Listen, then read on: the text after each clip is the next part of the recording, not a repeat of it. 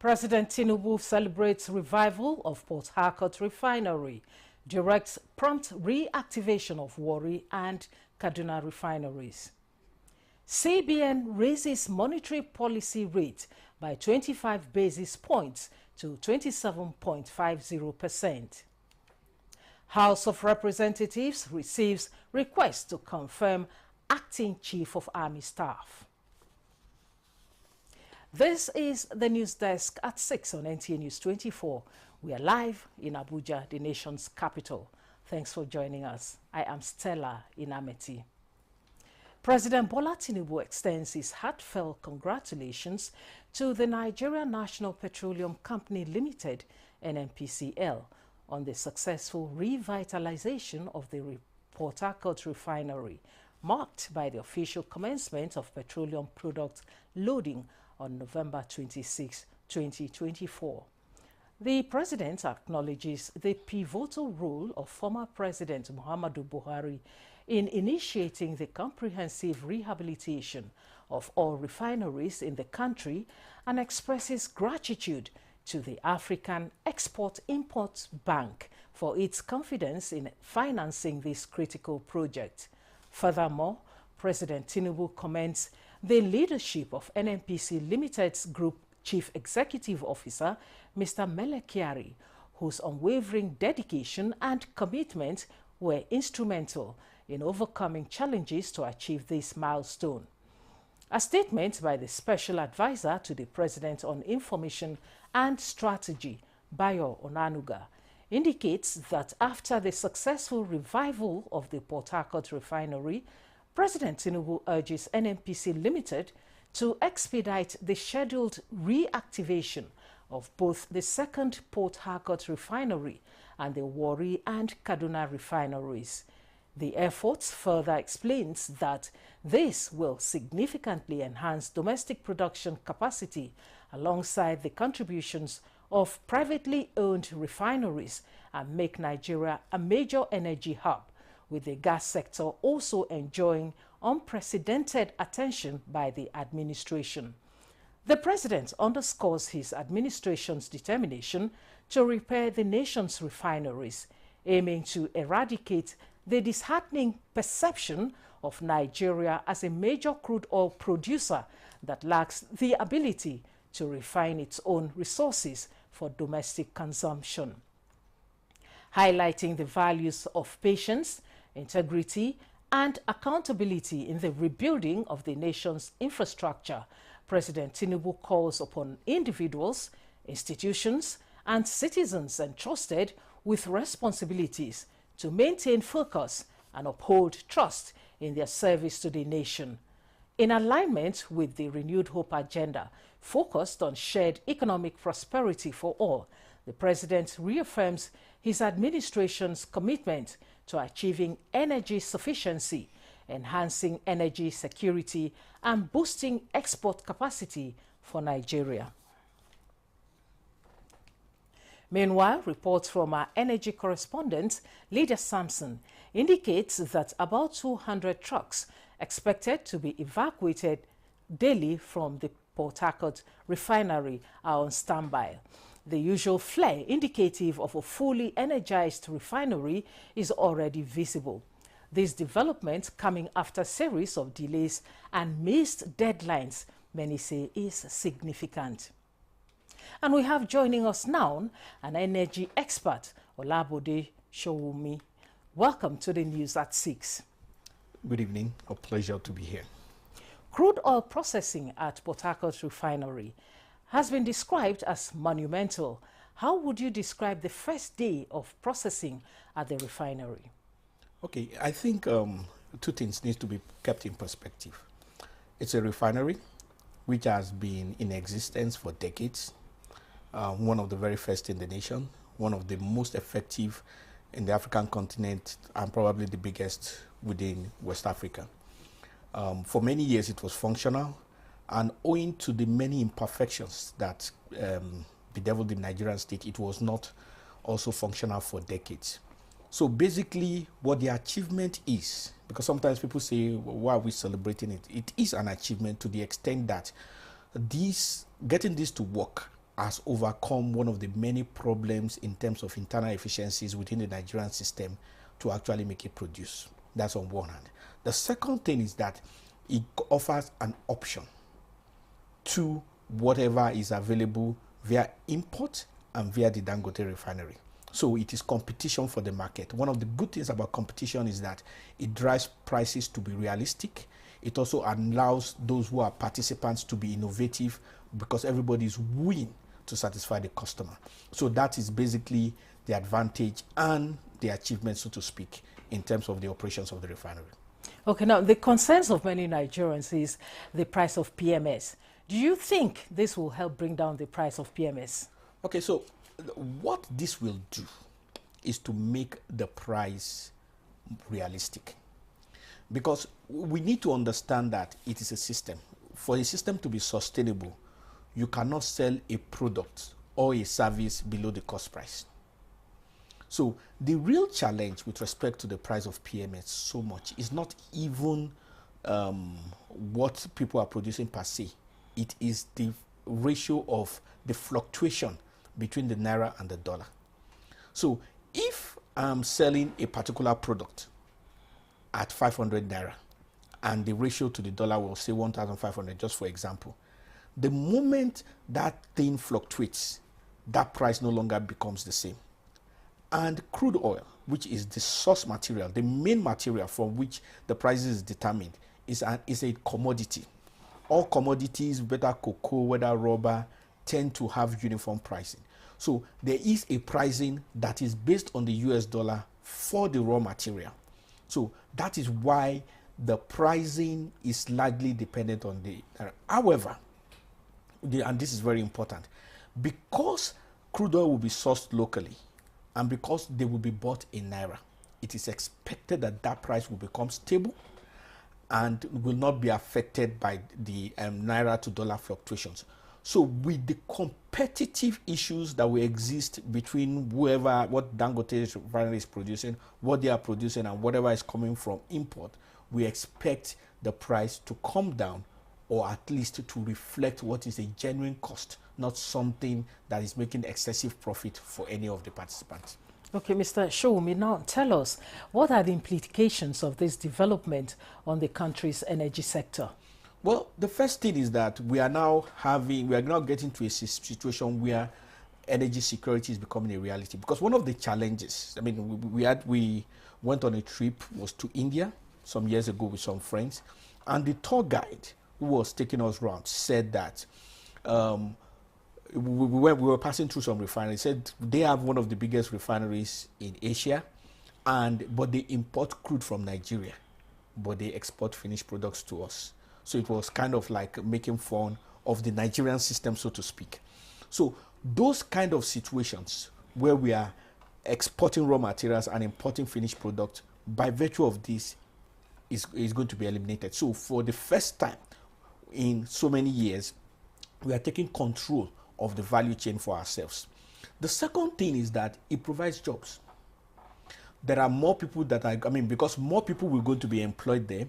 They are going to have vendors, even if it is servicing equipment. The people that are going to be employed there are going to have people that are going to provide food.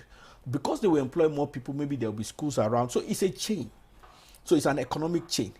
Aside from the fact that it's going to make the industry, that downstream aspect, to be more robust. So there are immediate impacts, and one of the immediate impacts is the effect on the final price. But there are mid-term and long-term impacts, which is more important to the overall economy of that area than even the immediate price. So we tend to focus on what is immediate, but there are short-term and long-term benefits for the whole society. Okay. The president has directed the NNPCL to also revive other refineries in the country. Are you optimistic this could happen in the next 6 months? Well, to put a timeline to it will be something only the engineers working on it can truthfully say. We can only analyze, because some of these refineries have not been working for decades. It is when you start to work on the engines that you know what is the real issue there. Anybody can say anything, but you need an engineering analysis to be able to say, this is what needs to be done, this is what needs to be done. There are some things that can be fast-tracked by time, but there are some things that take time. Say, for example, you are building a 10-story building. No matter how fast you want, you still have time where you put cement and you need the cement to dry up. Those are basic things that you cannot negotiate. So it's when you see the engineering analysis of what needs to be done that an intelligent analysis can be made. But until somebody who is privy to that is making an analysis, anybody is just saying what they want. So if there is a statement from NNPC to that effect, I want to believe that they have looked at the engineering analysis of what needs to be done, and they are making an informed opinion, and they are not deceiving anybody, but based on what they have been advised by the engineers. So it is only then that we can give something that is realistic. Okay, Olabode Shoumi is an energy expert. Thank you so much for sharing your thoughts with us. Thank you. Always a pleasure. And now moving on. The Central Bank of Nigeria has raised the monetary policy rate by 25 basis points to 27.50%. The governor of the Central Bank of Nigeria, Olayemi Cardoso, announced this while briefing newsmen at the CBN Monetary Policy Communique. Cardoso urged monetary and fiscal authorities to deepen collaboration in order to achieve price stability. He noted that the cost of PMS has continued to impact on cost of production. The Monetary Policy Committee expressed concern about persistent exchange rate pressure, urging banks to explore measures to boost market liquidity. Come into a market, and that is why we as regulators, that's what we are there for. So we are ensuring that we're on top of the game and that the foreign exchange market operates at its most optimum manner, and so it will reflect the true value of the currency, and of course you have price discovery. The CBN governor observed that Nigeria has been stable for the last 6 months, while urging Nigerians to patronize local goods to boost the currency. President Bola Tinubu will depart Abuja on Wednesday to begin a state visit to France in honor of an invitation from President Emmanuel Macron. The Nigerian leader's 3-day visit, which will focus on strengthening political, economic and cultural relations and establishing more opportunities for partnership, particularly in agriculture, security, education, health, youth engagement and employment, innovation and energy transition, promises significant benefits for Nigeria. And in a statement by the Special Advisor to the President on Information and Strategy, Bayo Onanuga, President Tinubu and his wife, Senator Oluremi Tinubu, will be received on Thursday at the 350-year-old French Military Museum, Les Invalides and Palais de l'Élysée, by Macron and his spouse, Brigitte, for initial ceremonies that will dovetail into bilateral meetings. During the visit, President Tinubu and President Macron will harmonize positions on stimulating more interest in exchange programs that focus on skill development for youths and improving their competencies in automation, entrepreneurship, innovation, and leadership. Both leaders will participate in political and diplomatic meetings, highlighting shared values on finance, solid minerals, trade and investments, and communication. They will also witness a session by the France-Nigeria Business Council, which oversees private sector participation in economic development. Brigitte and Nigeria's First Lady will discuss the latest passion for empowering women and children and the most vulnerable through the Renewed Hope initiative. President Tinubu and his wife will be hosted at a state dinner by the French leader before their departure. Top government officials will accompany President Tinubu on the trip. President Tinubu has requested the House of Representatives to confirm the appointment of Lieutenant General Olufemi Oluyede as the Chief of Army Staff of the Federal Republic of Nigeria. Lieutenant General Oluyede has been serving in acting capacity since his appointment. President Tinubu, in a letter read on the floor of the House by Speaker Tajuddin Abbas, says the acting Chief of Army Staff has displayed exceptional leadership, professional and unwavering commitment to the security and continued stability of the nation and the progress of the armed forces. It's been well suited for this very important role. While I'm confident that the House of Representatives will consider and confirm the nominee, please accept, Right Honorable Speaker, the assurances of my highest consideration. This is the news desk at 6 on Nta News 24. Ahead in the news, former Kogi State Governor Yahaya Bello is in custody of the Economic and Financial Crimes Commission.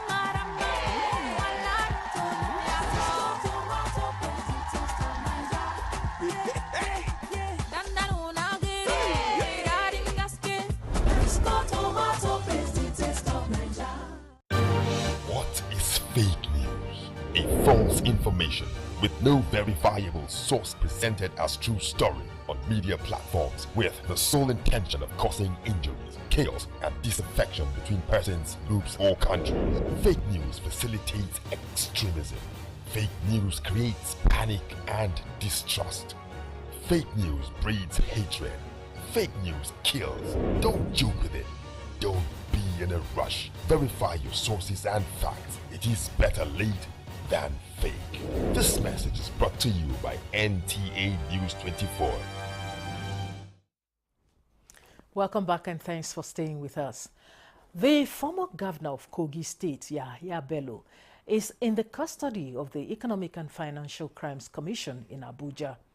The head of media and publicity of the commission, Dele Oyewale, discloses that the former governor arrived at the EFCC headquarters at about 12:45 p.m. on Tuesday. The former governor is in the custody of the EFCC for alleged corrupt practices to the tune of more than 80 billion naira. The spokesperson of the commission confirmed that the former governor is currently answering questions from the operatives of the commission. Gender-based violence remains a bane, with disturbing statistics that are troubling. For gender advocates, the scourge can only be stamped out when laws guiding gender-based violence are intentionally implemented across board at every level. Guests on Good Morning Nigeria made an urgent call for accountability. Daniel Aderie tells us more. 1 in every 3 Nigerian women is a victim of gender-based violence, and guests believe for successes to be recorded in this campaign, interventions must be specific, targeted, and compartmentalized. When you're intervening, you must be targeted. You don't always do a cocktail at a time. Are you getting it? There are instances where you need to do a cocktail. There are instances where it's a target. So when you're targeting men, you should know what you're targeting them to do. If you're targeting women, you need to know what you're targeting them to do. I think the joy that you see being replicated in the lives of other people because of your impact and because of your decision to speak up is actually going to keep you going. And little by little, it's going to Healing is gradual. It's going to take a gradual phase. It's not going to happen overnight, but eventually you will get there. They also highlight the need for the reorientation of both the boy and girl child, as they say it is a crucial tool to eliminating enshrined ideologies of patriarchy.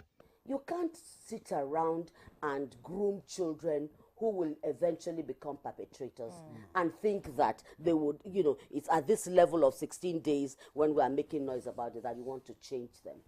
They become clay in your hands from day one. So it's how you mold them. So parents, even mothers, I keep saying mothers too have a role to play. You see small boys who are just also raped. Theirs is worst, because especially if they are within that age of puberty and they are just confused about what this is about, but they know, so they will not talk to people about it. They are most likely not to talk about this. We need those laws to be implemented. We need awareness created, at different levels, from the primary, secondary schools, women and girls, even boys. Boys go through gender-based violence as well. They need to know the available laws and policies that protect them. The women advocates are of the opinion that it is the collective responsibility of all to stem the tide of gender-based violence. They insist traditional rulers and the media have a special role to play in this advocacy. You're watching the news desk at 6 on Nta News 24. Another look at our major stories. President Tinubu celebrates revival of Port Harcourt refinery, directs prompt reactivation of Warri and Kaduna refineries.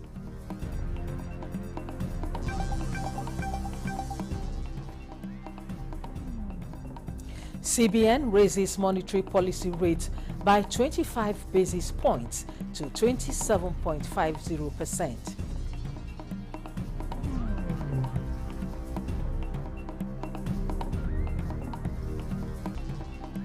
House of Representatives receives request to confirm acting Chief of Army Staff.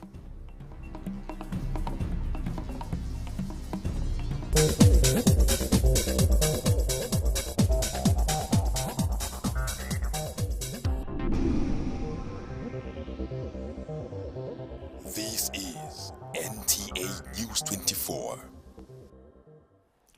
Welcome back, and now the rest of the news. President Bola Tinubu extends his best wishes to former Vice President Atiku Abubakar on the occasion of his 78th birthday. The former Vice President and PDP presidential candidate in the 2023 presidential election has been an active player in Nigeria's democratic process since the return to civilian rule in 1999. In a statement by Special Advisor to the President on Media and Communications, Sunday Dari, the President recalls many special moments shared with Wazirin Adamawa as founding members of the All Progressives Congress APC, united in the mission to build a better future for Nigerians, as well as their engagement as political opponents in the last presidential election. President Tinubu recognizes Atiku's commitment to public service and philanthropy and prays Almighty Allah to continue to grant him health and happiness in the years ahead. All is now set for the 2024 Nigerian Television Authority NTA, Voice of Nigeria VON, and Federal Radio Corporation of Nigeria FRCN service of 9 lessons and carols as the religious exercise continues to fulfill its essence of promoting the nation's unity and stability. General Manager NTA International, Oganya Simon, gave the assurance when she led the team of the Christmas Carol Committee to identify with a philanthropist, Prince Arthur Eze, who will be the father of the day, which coincides with his 76th birthday. Olusheye Adeagbo reports.